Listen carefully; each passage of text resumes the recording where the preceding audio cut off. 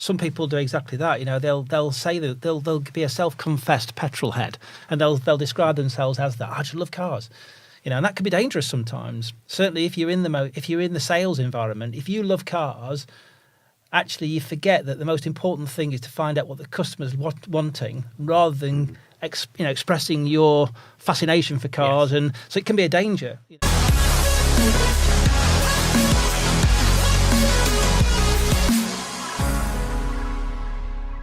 Hi guys, and welcome back to the Automotive Roundtable. I am your host, Mark Ellis, and I'm joined today by two guests. So I'm my name's Devang Valand. I'm the Group Marketing Manager at Thurlow Nunn. Hi, I'm Nigel Hurley. I'm the CEO of CarShop UK. I've been in the motor industry since leaving school, so long time. Long time. I think on that basis, let's just start with a really simple question, which is why do you do what you do? I'll throw it to yourself first. Why do you work in this industry? We have lots of interesting answers to this, as you can imagine. Yeah, I mean, I've always been fond of cars. I've got a marketing degree, so I studied around marketing and built myself a career, around marketing. And then over the years, like I said, almost putting the two and two together. Automotive cars. Having an interest in that as well as interest in marketing is kind of combine the two, and you have the perfect role. So, like I said, that's the reason I probably enjoy what I do. I think combining roles, we talk about that a lot on this show. It's quite a common thing, isn't it? And I know we've talked in previous shows as well, and earlier today about, Nigel, the difference in bringing new talent into the industry. But you've been in the industry a long time yourself, like you say. Is the reason you still do what you do the same as it was all those years ago? Yeah, it's changed. I mean, I wanted to be a footballer, and I ended up here. And that was my career plan. I left school and I wanted to join an apprenticeship at a football club, and unfortunately, my name wasn't on the list. So the next best thing was an opportunity to actually join the motor trade, which I did. But that was back in August of 1983. For those that remember the old A plate, I remember it well. But that was it 40 years ago, and I think once the motor trade gets in your blood and you've got ambition and your career path, goes in the direction that you want it to, it's hard to get out. It's a great place to be. You don't necessarily need the education to do well in this industry, as long as you work hard, you learn fast, and you're prepared to keep a very open mind. And that's probably my biggest challenge today, really, is I never want to be an old dinosaur. Yet I find myself at an old dinosaur age trying not to be an old dinosaur. So trying to keep youthful in terms of the way that you think, I think is really important. Yeah. What other challenges do we have, do you think? What else is happening, particularly at the moment in the new world? What's happening challenge-wise? Yeah, of course, with the obviously state of the economy, interest rates, inflation, and so on, having an impact on obviously both new car and used car sales, I guess, and cost of living going up. I think you have to then come up with new strategies and ways to try and entice your audience, really. So that's a bit of a challenge at the moment. But I think it's things have improved a little bit around lead times, for example, which was a bit of an issue over the last few years after COVID, obviously. There's obviously it's not all negative. I think there are some positives moving forward, and especially when I look into my roles, there's some big opportunities coming up around things like Google Shopping and AI as well. It's kind of really took off this year as well. I think for the motor industry, in essence, there's been this huge amount of change and challenge, isn't there? If you think about new cars, the new car franchises have had to manage through a period where they've had a lack of supply, which has actually brought fortune and famine. So the fortune really being the ability to have no pressure on new car targets, which has improved margin, which has been fantastic, and not having to change their demonstrator fleet and their service loan fleet frequently, which has then infected their used car operations. So I think from a franchise point of view, they've gone through that. They're now obviously on the verge of agency, which will be a very big change for the motor trade. And so I think from a motor trade point of view, you've got those things happening. And at the same time, having gone through COVID, you've got the impact of that. And then you've got the cost of living, haven't you? And that hurts us in many different ways. So you've got the consumer that's struggling now to make ends meet. And that's manifesting itself in very different ways. If you're an employee, sometimes that leads you to want to leave that career that you're in or the work that you're currently in to seek a higher level of earnings because your own pressure's on. If you're a business, you've got pressures around finance APRs for customers, and the lenders obviously increasing their charges to yourself, and also the utility costs, which has been a real killer. If you think about the two things that have really hurt us in industry this year in particular has been the interest costs that we have to bear on our stock, and obviously the cost of living for our customers. They've been really hurtful. Yeah, it all adds. Again, these are challenges which are. They're not putting this the right way. They're not the best challenges, are they? They're still fairly. They're related to negative things, whether it be the economy or, like you say, the tail end of the COVID situation. I guess putting a positive spin on it. What are some of the best challenges that you encounter in your business these days? I think the obviously the challenge. The positives around EV, I guess, although it's, even though it's a bit of a challenge in terms of, when it comes to new car and pricing and the cost of electric vehicles, I think moving forwards, I think it'll be a massive opportunity with, the government's aim around 2030 and so on. So I think, we'll probably see a lot of change around that. Again, there's obviously questions around the infrastructure and so on, really. So that's probably an area. But I think also, things like the agency model, as we just touched on, I know there's pros and cons to it, but you have to try and embrace that change, right? It's, and I know that businesses that have, gotten onto the agency model, they're probably struggling at the moment, but I think that's probably likely to change moving forwards. I think the challenge of the environment that we're in, I think, creates excitement, and I think we've never had to be as agile as we are today than we've ever been. Well, actually, that's great in some ways because it keeps you fresh, and it keeps you've always got something to overcome. So I think, like you say, whenever there's something that is coming up against, actually we're definitely not in a stale environment. We're in an environment where we've got to be dynamic and utilise the skills of the teams that are around us to really get a very different result from the circumstances that we're in. So I think that's probably the most exciting thing, is that you never wake up thinking today's going to be a dull day. No. There's always something that's going to test you, and that's quite exciting. Yeah, I guess the external influences change, don't they? Yeah. The things that create these challenges. You mentioned AI a moment ago. I mean, that we'd be here all week if we started talking about that. So we won't go into it in too much detail, but. Are you seeing that as that a positive challenge? Are you painting it as that, or is it something that you're concerned about? Two ways, I guess, a couple of ways to look at it. Like us as a business, we embrace the change, so we're looking at, right, in what positive way can we use AI then, especially in the marketing function, for example, using it for things like content, descriptions on cars. And so on, and the amount of time that's reduced for the guys is, it's brilliant. Must be amazing. I mean, have you got any numbers around that? Have you ever looked at what the time saving is? No, I don't think we've got anything to hand. But I mean, just imagine having to, write a product description on, let's say, a used car stock of, let's say 1,000 cars, one by one, as opposed to just popping it on ChatGPT or any AI tool and.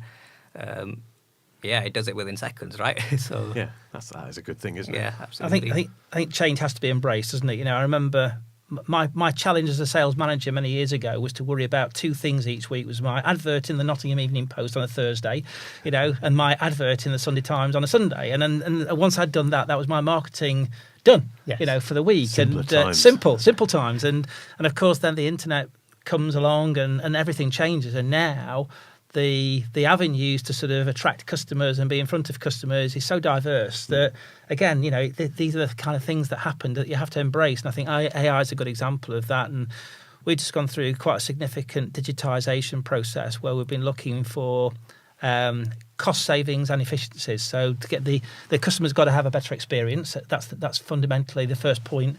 We've got to save time, be more efficient, which means that we have the option to either reduce headcount or get more out of the headcount that we've got, being more productive, doing other things. So we're sort of at the tail end of that journey right now, and that's embraced not necessarily just AI, but just new technologies that have enabled us to do things better for our customers and our colleagues, which is you just got to embrace it.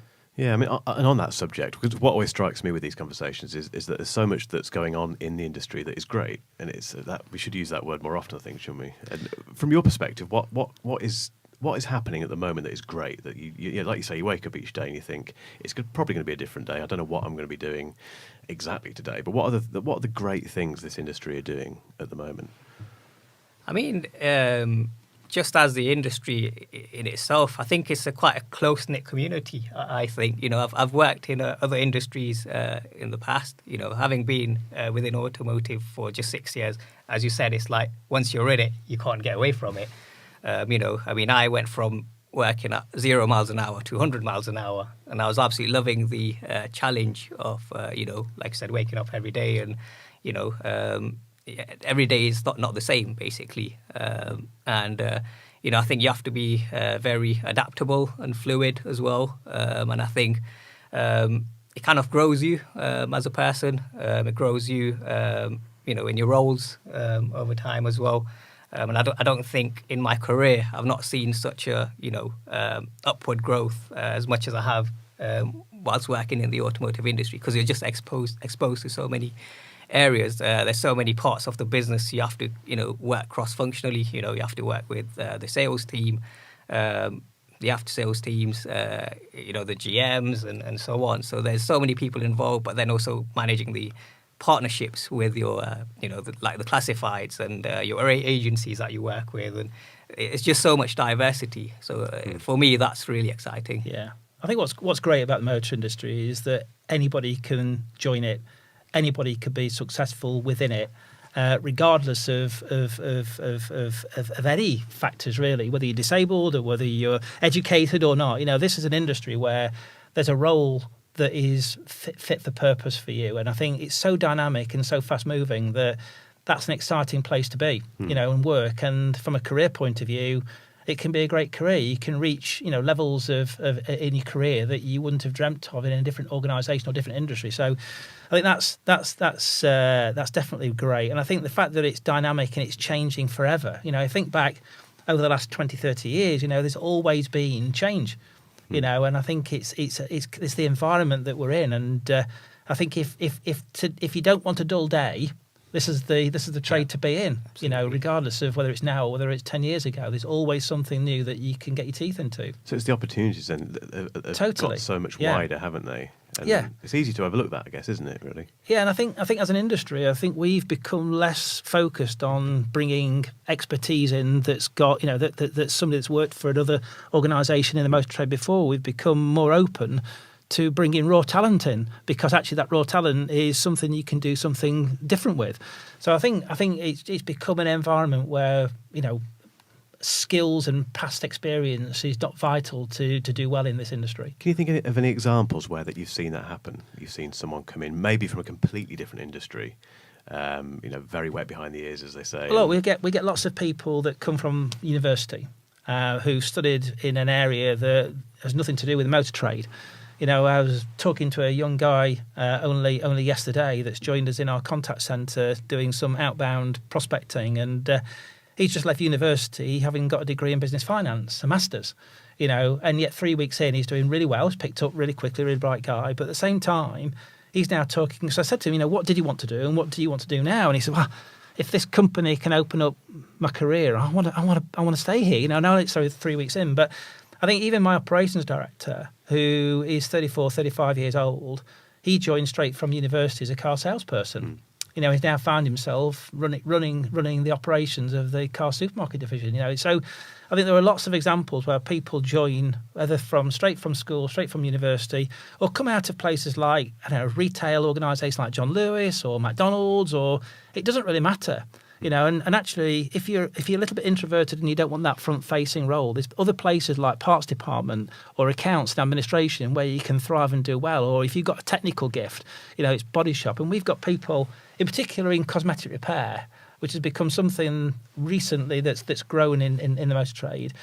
We can get somebody trained up to be a competent cosmetic repairer within 6 months with no skills. So as long as you've got a work ethic and the right attitude, we can give you the skills within 6 months to actually be competent in that role. And they're kind of things that wouldn't have existed probably many years ago.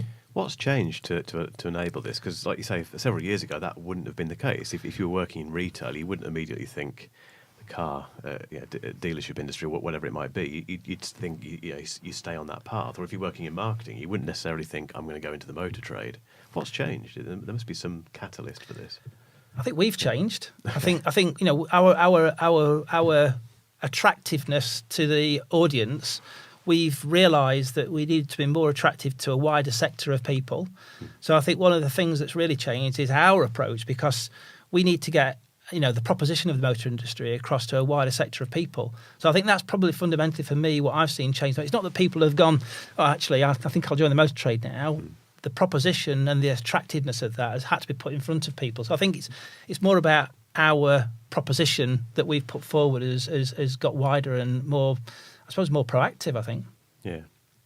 Thinking about the product as well, has the product influenced this? We're talking about cars, obviously, and it can be seen as quite a sexy industry.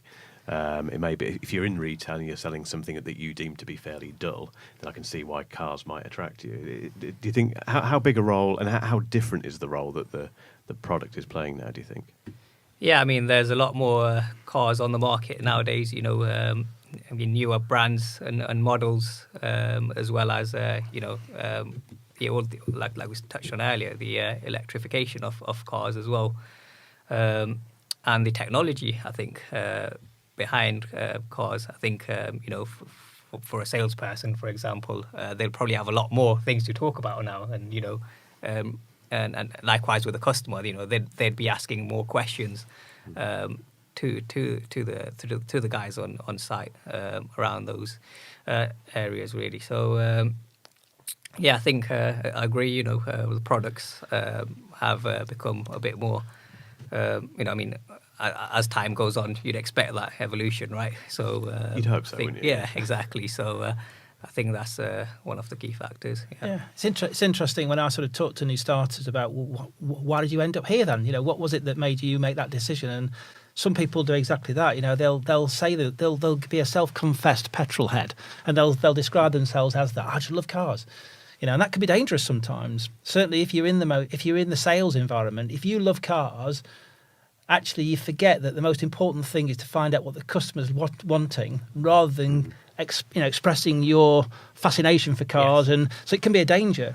So I think when people say that to me, I say that's great, but actually you've got to remember that the customer is the person that you need to really understand, not express how you like cars. Yes. It's about what they want, not what you want. So that's definitely true. And certainly different brands attract different audiences. Though I ran some mini stores for quite some time, and that definitely attracted a different variety and sector of people. We had a lot of females that were naturally stepping forward because of the brand image. It was young and it was funky and it was fun, and we had lots of applicants that were female that wanted to get involved with that brand. And at one point we had teams that were entirely female, not because we'd gone out and tried to manufacture that. It was that's what it attracted. So I think certain brands and cars attract different sectors of different types of people, but it can be dangerous at the same time. It can. It's that classic thing as well. If you are a petrol head, there's that classic thing of turning your passion into something that you do for a living, and that can, in another way, that can destroy your passion for it. In which case, you may then not be the best salesperson in the world because you suddenly, that thing that you loved has become a job. Yeah. I've experienced that in the past when I've turned hobbies into jobs, and it's not always the best thing to do, is it? I suppose on this, not making things negative or anything, but thinking of the things that the industry can do better. What at the moment is top of your mind, both of your minds, in terms of what could be done better at the moment? Well, for me, I think I sort of mentioned it a little bit earlier. It's about management of people, and you could say that is not necessarily just the motor trade. That could be any industry, couldn't it? But my biggest concern is, regardless of what's happening around us, because things happen, don't they? And you just have to manage through them, whatever they are. It's how, as a manager, you lead the team of people that you're responsible for, and how you get the best out of those people. And I think you could say that's in the motor trade, or you could say that's in any industry, couldn't you? But I think for me, that's one of my hottest topics that I always worry about, is how do I enable the managers that look after people be better at their job in order for them to get more out of the people that work with them. And I think that's the bit that I suppose I have a key focus on all the time. Yeah, I mean, that's quite important because, especially in order to drive the performance, you need to have a consistent team. And you'd probably recognise with your experience as well over the years that the sites or the dealerships that do perform really well are the ones which are a lot more stable. Correct.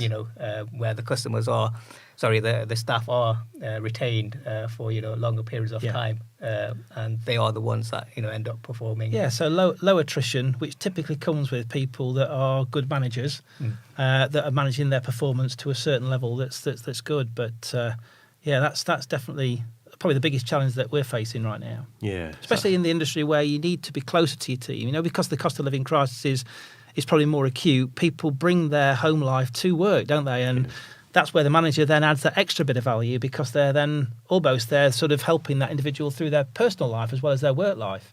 What does that look like in practice, though? How do you do that day to day? Because, like you say, you want to be close. You have to be close to your staff, don't you? But you have to manage that. There's a fine line to tread, isn't there, between being too close? It's about educating those people to understand the reasons why.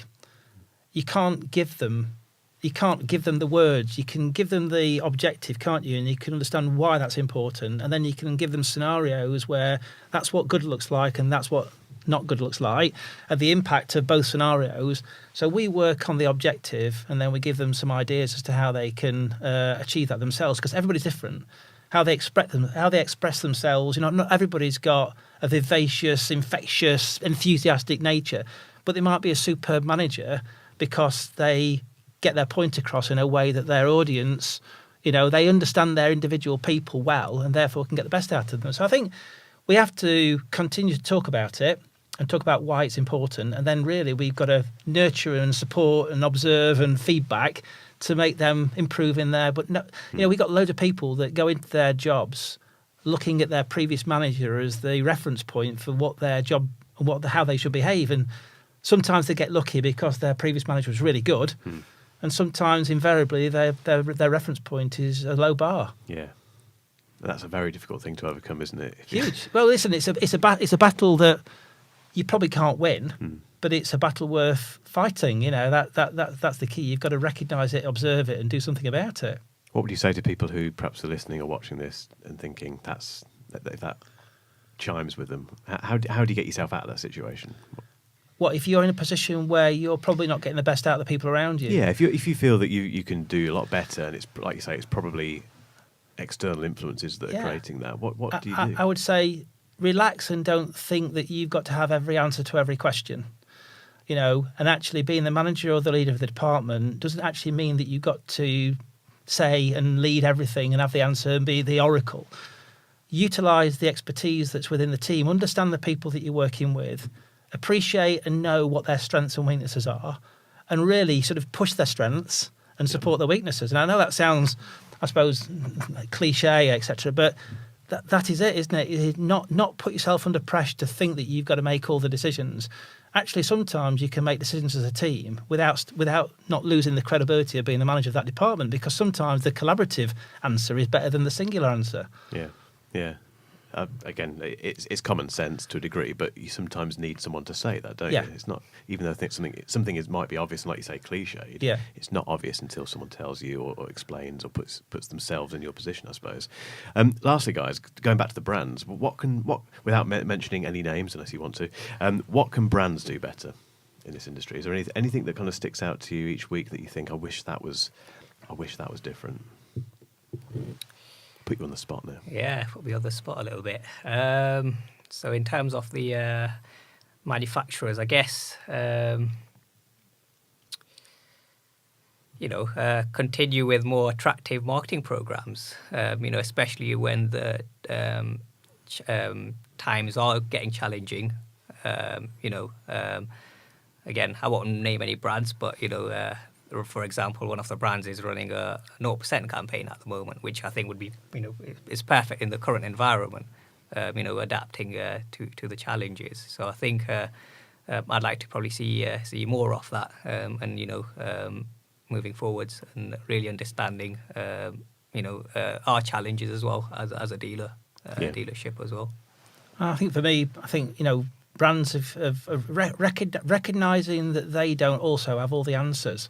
That actually the localised dealership, retailer, has a part to play that's significant. And sometimes I think what brands can do is they can, what always used to make me giggle a little bit is that we used to get representatives from the manufacturer who'd never been in the motor trade, who'd come out of university or a different industry, but had read the textbook as to what you should do to make a business work, whether it be sales or after sales, telling a head of business that's been in that role for 10 or 20 years how to do the job. And that always used to make me sort of scratch my head and think, well, how can they do that? What's the reference point? So I suppose it's realising that their role in getting the best result for the network is to appreciate the expertise of the retailer and to find ways to actually work with them to rely on that. And you're absolutely right with the marketing. They take the charge with new car marketing and brand awareness, don't they? So being active and proactive in that area is critical, and really, look, learning from the mistakes of old. So if you think about the consumer, what they've had recently is they've had a different experience when buying a new car. Sometimes it's been frustrating because they've had to wait a year to get the car they're looking for.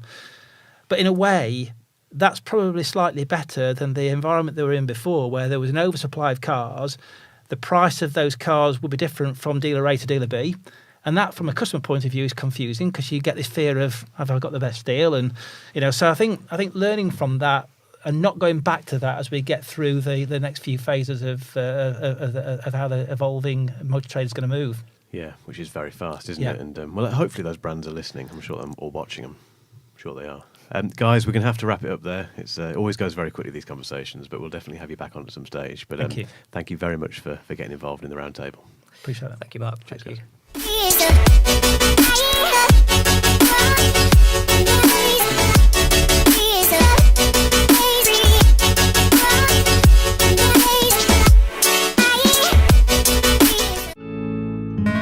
Armchair Marketing.